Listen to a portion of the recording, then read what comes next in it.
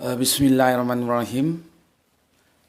Assalamualaikum warahmatullahi wabarakatuh. Ketemu lagi kita dalam playlist Politik Embongan bersama Gus Peti di sini ya. Kali ini kita masih melanjutkan sebuah diskusi politik yang masih juga ada benang merahnya dengan unggahan yang kemarin tentang pemilu curang ya. Mengapa demikian? Karena sampai sekarang juga masih banyak yang membicarakan pemilu curang. Seharusnya kan diimbangi oleh pemilu jujur gitu ya. Jadi pemilu curang versus pemilu jujur kan gitu seharusnya.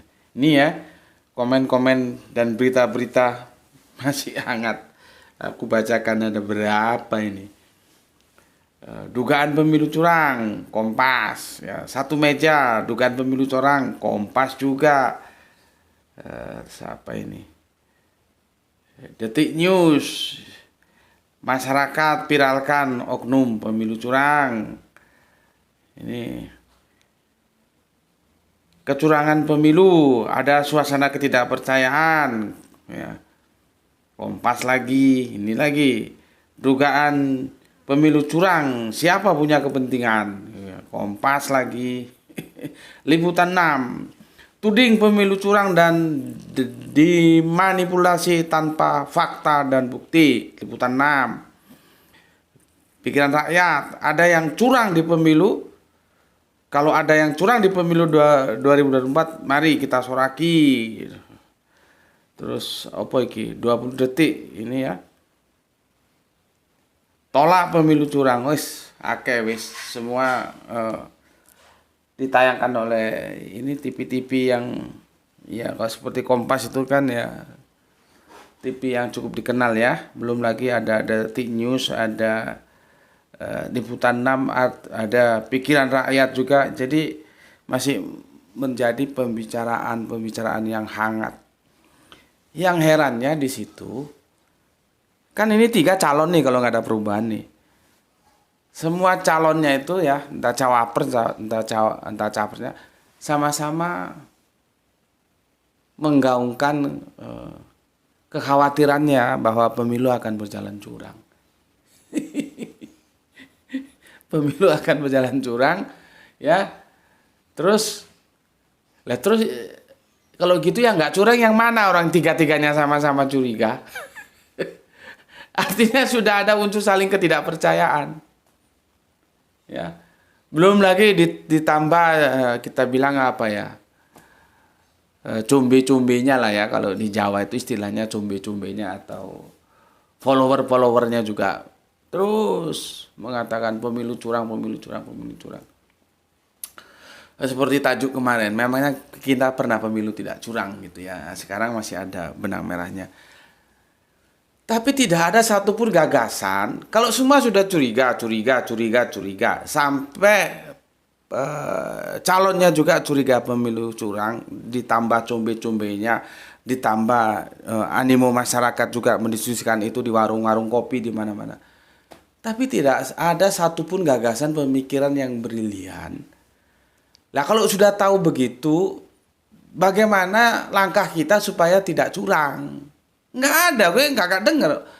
Entah itu DPR kayak apa kayak pakar hukum kayak nggak ada. Bagaimana supaya pemilu itu tidak curang? Kan harusnya begitu. Karena kalau ini nanti dibiarin ya akan menjadikan sebuah saling curiga juga nggak bagus. Nanti akan menjadi alasan untuk tidak menerima hasil pemilu bagi pihak yang kalah. Ada celah di sana. Ya, yang kalah tuh nggak mau menerima hasil pemilu. Kenapa curang? Nah, itu kan bahaya nanti. Pemilu itu bukan dilaksanakan dengan biaya yang cukup 1, 2, 3 juta. Itu sampai berapa itu? Sampai M atau sampai T. Artinya biayanya besar. Apakah dengan menghela sebuah, kalau dulu ya kan disebutnya pesta demokrasi gitu ya. Apakah sekarang masih bisa dibilang pesta? Kalau pesta itu kan tentunya ada kebahagiaan di sana. Yang bahagia siapa sih? Ya, tapi sudahlah itu ya. Maksud gue begini, kalau sudah saling curiga, saling curiga, itu nanti kalau tidak diselesaikan sekarang menjadi pintu ya, pintu masuk untuk yang kalah tidak menerima hasil pemilu. Apa nggak berabe itu? Mau pemilu lagi? Mau sampai berapa kali ulang? Daripada duit dihambur-hamburkan untuk pemilu yang hasilnya ya gitu-gitu saja, mending untuk rakyat apa kayak bikin perumahan kayak apa kayak membantu kehidupan rakyat. Wes lah. Lah kalau sudah mau saling curiga, tetapi tidak ada satupun gagasan, pemikiran pemilu jujur. Nah, gimana pemilu jujur itu? Secara aturan main sih ada Bawaslu ya, Bawaslu. Tapi menurut kalian gimana? Bawaslu itu cukup bertaji nggak untuk menggelar pemilu ini supaya tidak ada lagi desas-desus kecurangan di dalamnya? gue serahkan ke lu semua lah. Apakah Bawaslu itu cukup punya taji ya untuk mengawal bahwa pemilu ini dijamin jujur gitu, ada? Punya taji nggak dia Bawaslu itu? Jadi jangan seperti kesannya hanya pelengkap saja. Secara aturan main ada KPU-nya, Komisi Pemilihan Umumnya, ada Bawaslu-nya. Itu hanya aturan main birokrasi, tapi aplikasi di lapangan tuh jalan nggak? Bawaslu itu disegani nggak oleh mereka-mereka sehingga mereka tidak berani melakukan kecurangan gitu loh. Ya gimana ya, maaf kata aja. Menurut gue kalaupun ada tajinya tapi kurang tajam itu. Kurang tajam. Ya, sehingga mereka-mereka yang mau melakukan curang itu tetap aja jalan. Nggak ada rem-remnya. Karena Bawaslu ya dikatakan ada tajinya ya silakan lah, tapi kan tidak begitu tajam gitu loh.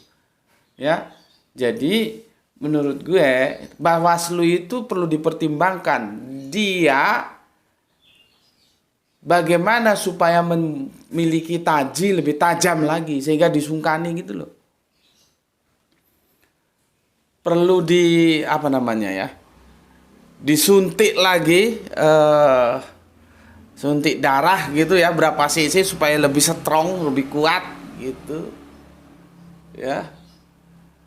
Power diperkuat lagi gitu ya, sehingga pelaku-pelaku ya yang akan melakukan kecurangan pemilu itu mikir dua kali. Tapi kalau Bawaslu-nya nggak diperkuat seperti tahun-tahun yang lalu, ya wassalam aja lah.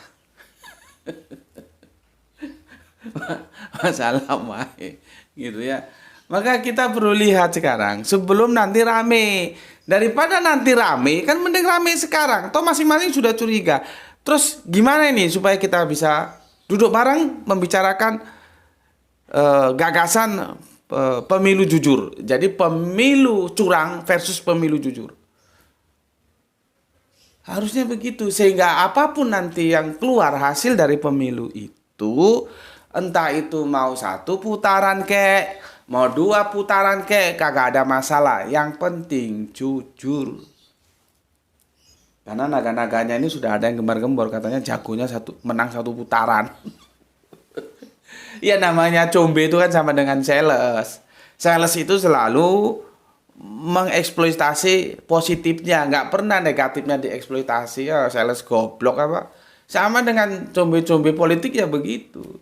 Ya sekedar untuk power, untuk tambah darah supaya jago-jagonya itu nggak lemes, maka dibilang menang 1 putaran, menang 1 putaran.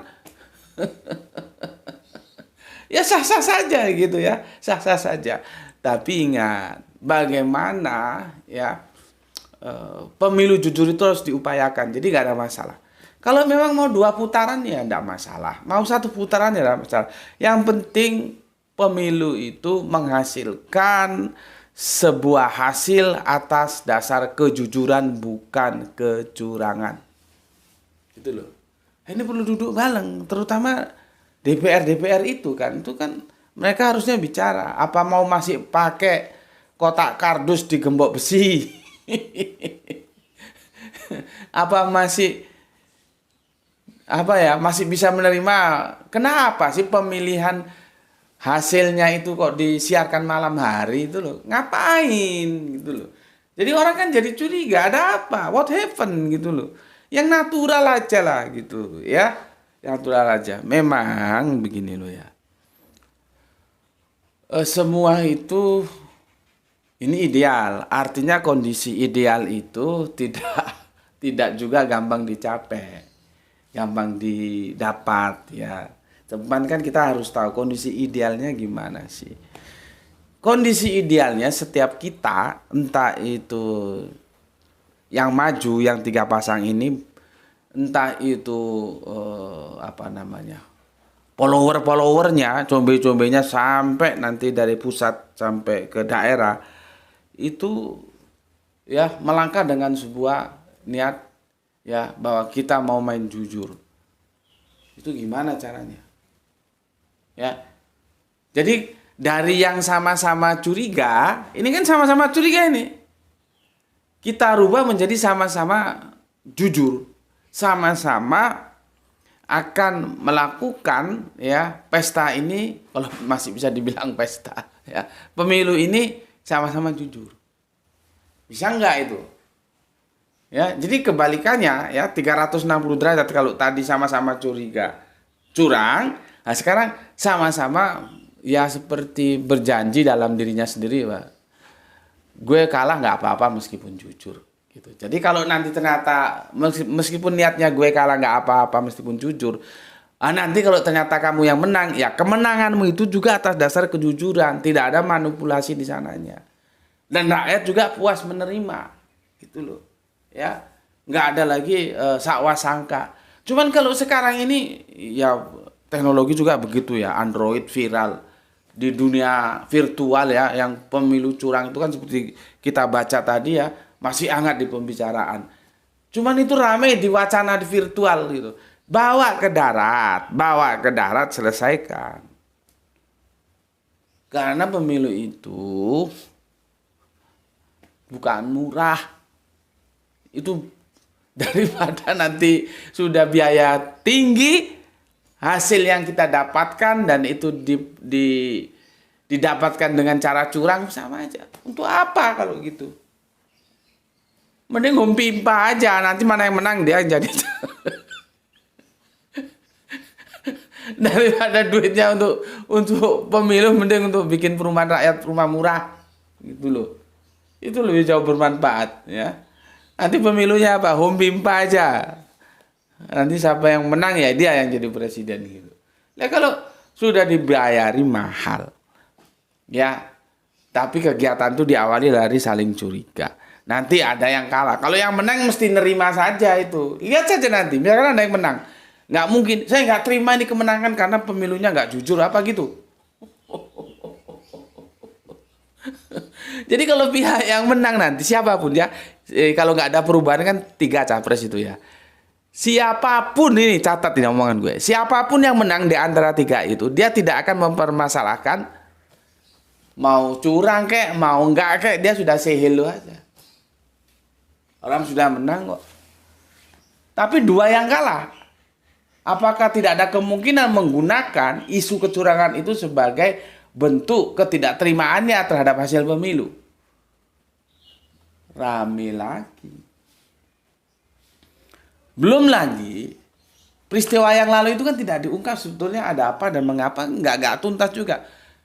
Ya, mereka yang menjadi pengawas apa namanya itu, dia di tempat pemilu itu banyak yang meninggal almarhum, itu gimana itu ceritanya? Itu kan nggak ada suatu penjelasan, berita menjelaskan karena apa ya. Dan juga kok bisa kompak gitu loh. Nah ini kan juga harus kita antisipasi, namanya pesta.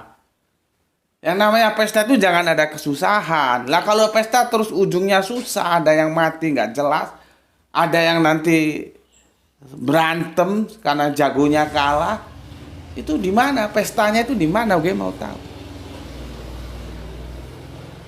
Huru hara demokrasi atau pesta demokrasi kalau gitu? Kan jadi kacau. Ya. Nah, sekarang mumpung belum terlaksana kan masih ada waktu. Ayo digagas bareng-bareng pemilu jujur tuh gimana? Ya kalau gue sih yang kemarin-kemarin itu konyol jangan diulangi.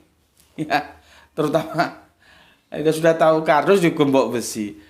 Orang biasanya diumumno siang hari malam hari. Tapi jangan lupa ya. Satu strategi yang harus kita ingat, Bawaslu. Bagaimana powernya? Bagaimana penguatan Bawaslu? Ya.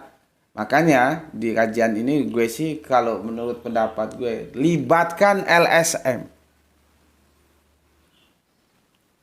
Ditambah lagi libatkan mahasiswa untuk memperkuat kinerja Bawaslu untuk melakukan controlling.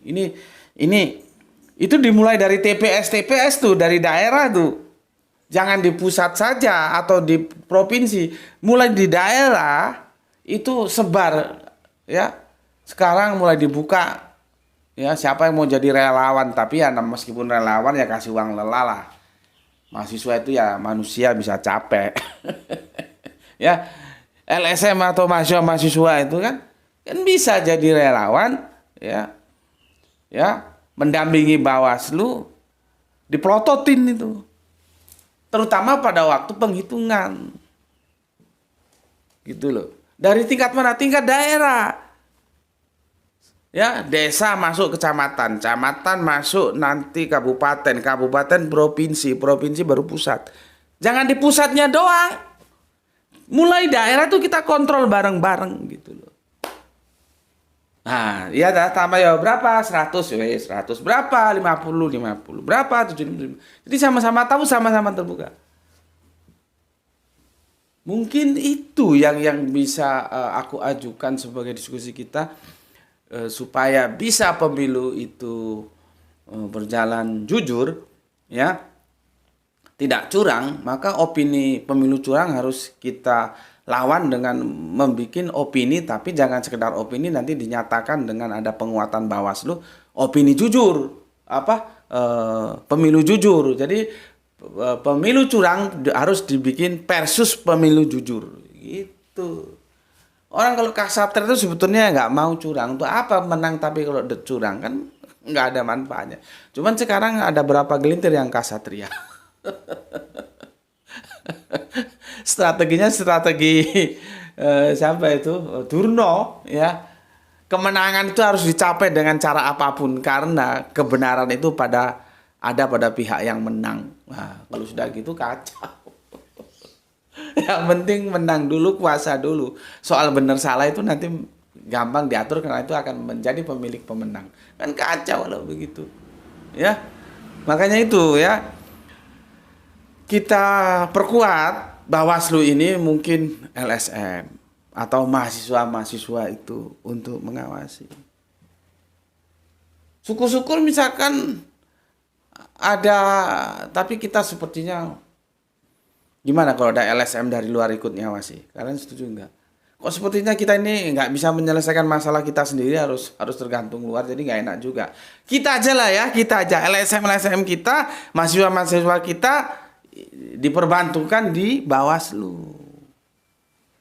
Gitu loh. Untuk apa? Untuk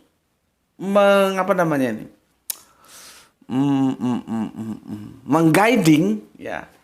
Jalannya pemilu ini benar-benar sesuai dengan apa sudah disepakati bersama. Tidak ada simsalabim, ada abrakadabra, sudah ditulis 1000, nolnya hilang 1.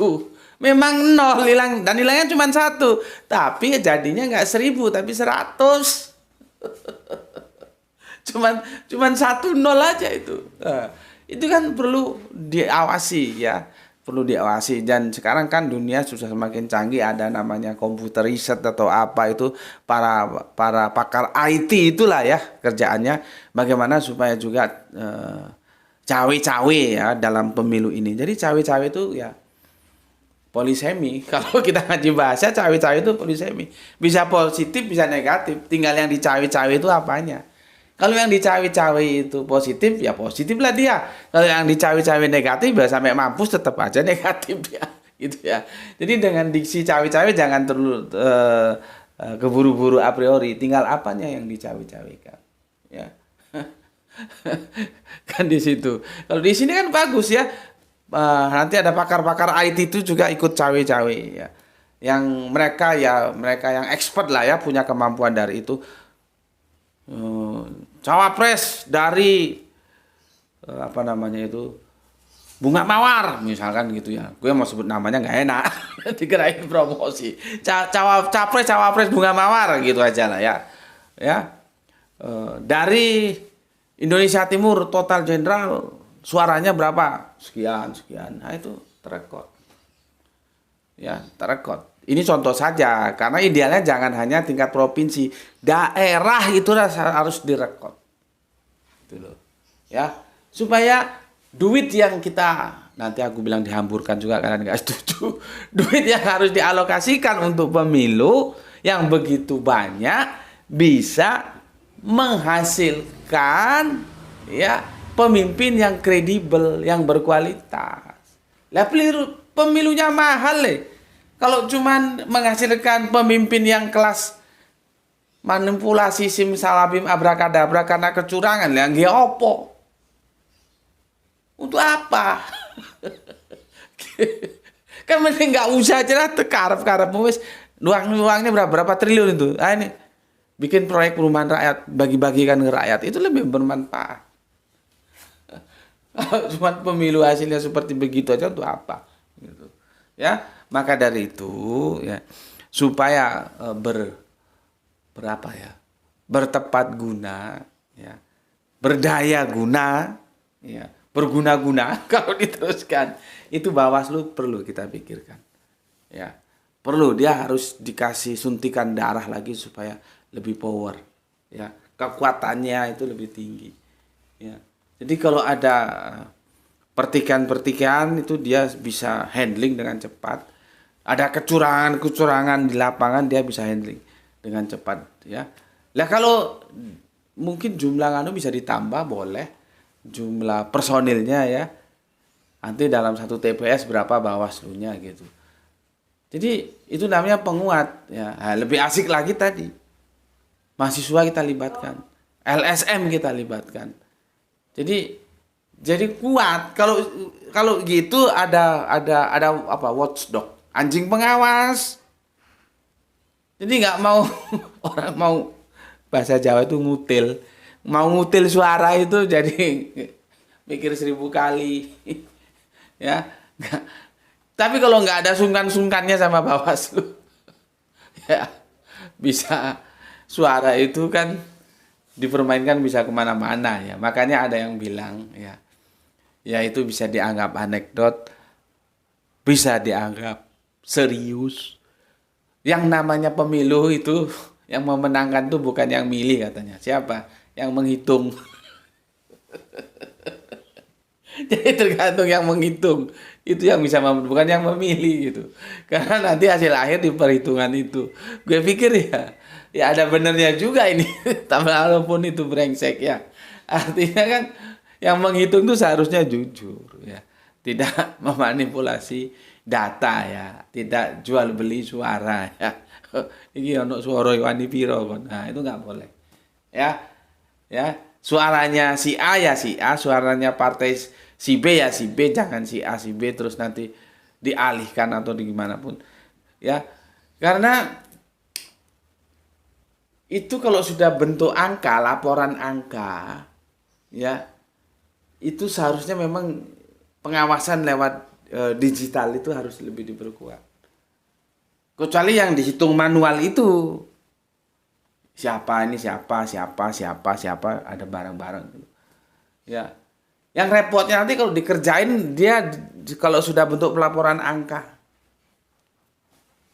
Seperti yang kita bilang tadi, bener 0, tapi 100 dihilangi nolnya 1 tinggal 10. Gitu. Ya, oke mungkin sampai di sini dulu ya. Jadi aku punya cara pandang seperti itu. Bawaslu harus diperkuat, dipowered disuntik darah lagi, darah semangat ya, supaya dia menjadi satu lembaga yang disungkani, jadi tidak dikangkangi ya. Orang dia kan sebagai Bawaslu kan harus benar-benar punya otoritas gitu ya, sehingga nanti kalau semuanya dalam kontrol, nggak ada lagi keributan, nggak menggunakan diksi kecurangan sebagai apa ya, alasan ya untuk tidak menerima hasil pemilu ya. Jadi apapun adanya itu diterima. Karena apa? Kita sudah sama legowo. Oh ya, oh itu benar, oh itu benar, nggak curang. Berapa? 10. Berapa? 11. Ini berapa? 12. Ternyata benar, nggak ada. 10 ya 10, 11 12. 11 ya 11, 12 ya 12. Tidak ada mistik. Ya, baru orang puas dan kita juga puas gitu loh. Ya, aku kira sampai di sini dulu ya. Stressing pointnya, Bawaslu harus diperkuat ya. Maka sekarang kita bikin jargon ya, pemilu curang versus pemilu jujur ya. Apa-apa di tahun kemarin yang itu tidak pantas, sebetulnya kan kalau kita lihat kotaknya, kotak kardus digembok besi itu kan, itu secara kepantasan kan enggak masuk gitu loh ya. Jadi hal-hal yang kemarin enggak pantas itu sudah menjadi masa lalu. Sekarang kita bikin pemilu ini ke depan lebih berkualitas. Oke, sampai di sini dulu ya mampir ngombe kita ya. Sorry kok mampir ngombe. Mampir ngombe biasanya kita unggah pagi ya. Politik Embongan ya. Sampai di sini politik Embongan kita ya, dan kita sama-sama berdoa semoga menjelang ya pemilu dan pasca nanti tetap ada kedamaian di negeri kita ini ya. Maka kita sama-sama mengupayakan semoga terwujud sebagai bentuk perlawanan sikap ya. Kita tidak lagi mengatakan pemilu curang, itu akan kita lawan dengan kita punya ikon baru, pemilu jujur. Jadi pemilu ulang versus pemilu jujur. Oke, sampai di sini dulu ya. Sampai ketemu lagi bersama Gus Meti dalam rubrik ya politik Embongan. Matur numbah nun. Assalamualaikum warahmatullahi wabarakatuh.